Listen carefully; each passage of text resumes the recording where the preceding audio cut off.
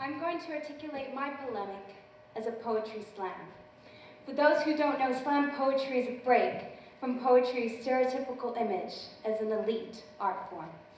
I feel it's an appropriate meeting because those affected by what I will discuss are definitely not the elite in our society.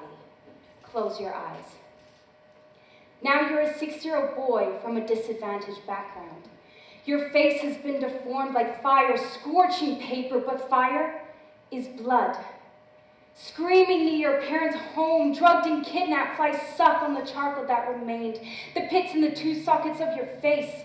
Don't cry and I won't gouge your eyes out, the unknown woman said. But go she did, and now you're in an unknown place, scared and unable to trace the reason why you only see darkness. Chopped on the street like a worthless piece of fat from meat, while the juicy piece of beef is hanging at the butcher's for the buyer's selection.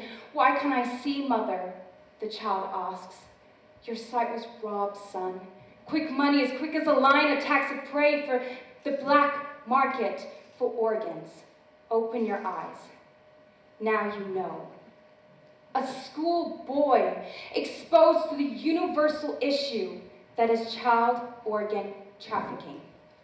See, innocent children are supposed to swim in the vast ocean, freezing water, with waves of the surreptitious organ trade crashing over them, water lodged in their lungs and brain. Now, how do you expect a child to swim when no one told them how and they don't know their destination?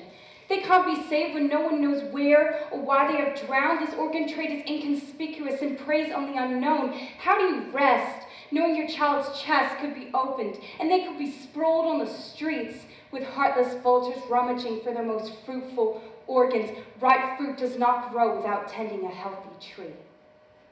The supply and demand of organs is ultimately imbalanced. See, the color mix of black, inadequate organs for transplant, and brown, limited organs donated, can never form a vivid color, and patients fade away like nondescript scratches on a bleak chalkboard. But what if we just keep adding paint?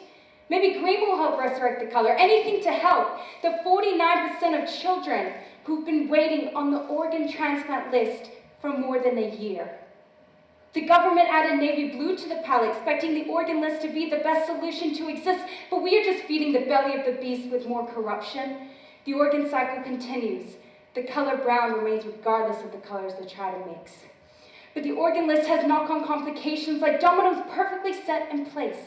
And your little sister nudges the first. One domino falls, arbitrary distributions, then a second. Geographical disparities, and now the last. Randomized patient selection for the organ list. The dominoes have collapsed in a filthy rush. We fuel the beast with no solution and no hope. But the beast's scars that have been exposed should not give an excuse to pick at the scab, to exploit and use the poor who misunderstand. The wound will leave a scar forever. Overwhelmingly, the dark beast victims are the donors and patients. See, patients have been starved for too long and cannot afford to wait. They're aching from head to toe. You have lung collapse, heart in agony, your heart's collapsed. And they are slowly fading. You have 2 more months to live without an organ. Scared, in agony, the blue pill has taken the high ethical cost of survival. Child, now you're just as worthless as the linen and cotton that makes up money, and the paper cuts you get do not matter. Set your buying price, 1,000 for the child's heart. I have an offer for 2,000, 3,000, and sold. The wealthy wins the war and lets the rest wipe the floor as they die a lonely death.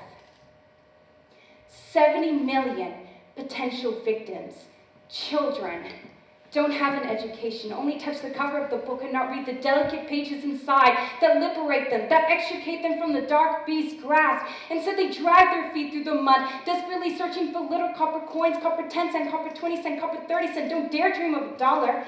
Not gonna knock them back on the floor, bruised again and again, but now noticed. Seen through binoculars, heard from hidden cameras. Yes, they're vulnerable. Take them, throw them in the butcher's shop. You've seen a butcher's shop. It's not a sanitary place. It's incredibly dark, surfacing reminders of death, when the sounds of incisions piercing children's skin rang out louder than the shrieks that followed. But the scalpel isn't clean, and children can easily get HIV, hepatitis, delayed growth of poorly formed or rotted teeth. Child pleading, tears streaming as though they can unlock the riddle of humanity's cruelty. This is the day children stopped being afraid of shadows and old stories of monsters under the bed and started being afraid of true vultures. So who do we save? The little boy whose organs were kidnapped to save other little patients? Or the patient who was given 2 months to live?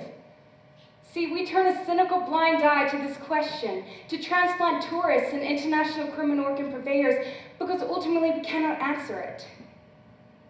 So do you want to help me solve this devastating issue? Stop this question from even being asked. Yes? Okay, listen up. Step 1, shift societal stigma and increase supply. Let donating be a cultural norm like we did with a seatbelt and helmet intervention. The best time to donate is when we die, so a cultural shift must occur to change perceptions for the necessity for a whole body at death.